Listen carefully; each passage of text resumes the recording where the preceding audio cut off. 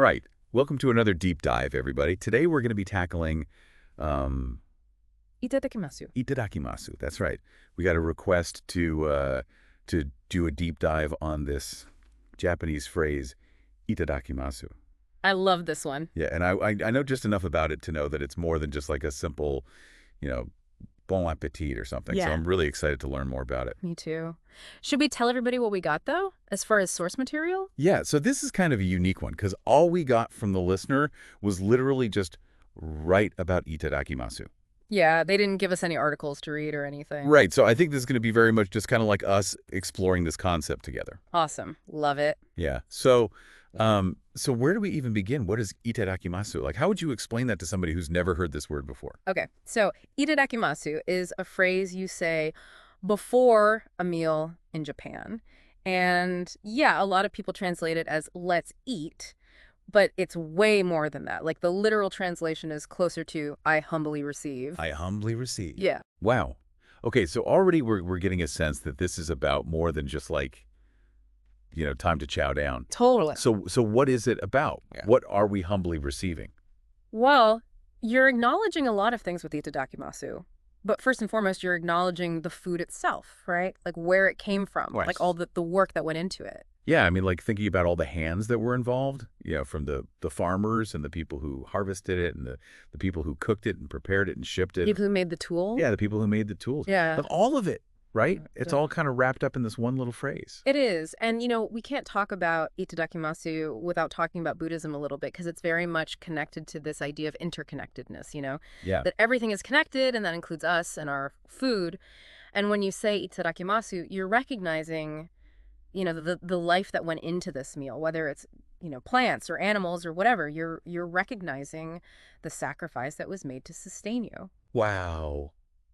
It's almost a little bit like giving thanks, Yeah. Yeah. like to everything that had to happen for you to be able to eat that meal. Right. It's really cool. And I know that like in Japan, there's a very strong emphasis on not wasting food. Mhm. Like there's that whole concept of matanai, Yes. which I always love that word.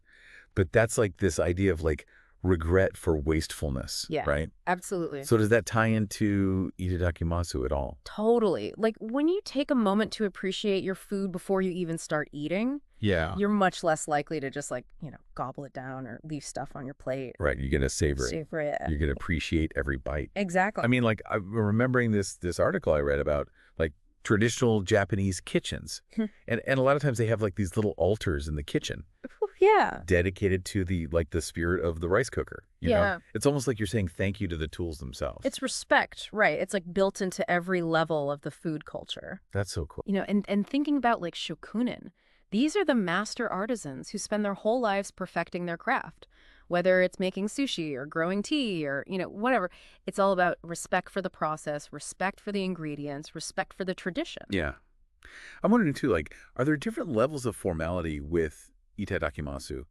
Like, would you say it differently depending on who you're eating with or what the occasion is? Oh, for sure. I mean, in a casual setting, like Yeah. at home with family, it's just this really heartfelt expression of gratitude, Yeah.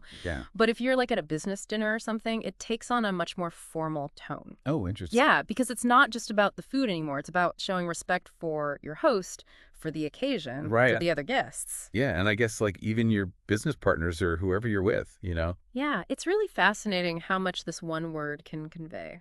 Absolutely. Yeah. I'm curious, like at the end of the meal, is there an opposite of itadakimasu? Is there something you say? There is. It's guchi-sama deshita, which basically means thank you for the meal.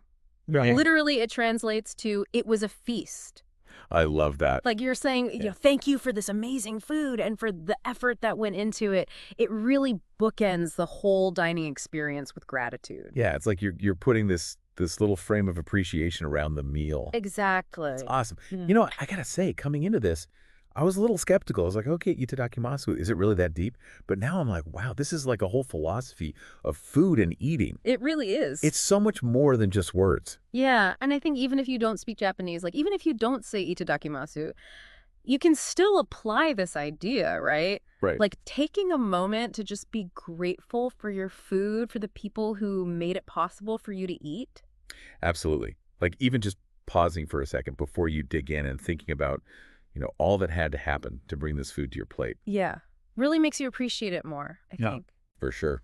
Makes you wonder, are there other things that we do every day that we could benefit from bringing a little bit of that Itadakimasu spirit to? Well, that's all the time we have for today, but I want to thank you for joining me on this deep dive into Japanese culture. Absolutely. It's been a really fascinating conversation, and hopefully you all learned something new today. Yeah. Thanks for listening, everyone. And we'll catch you in the next deep dive. Bye.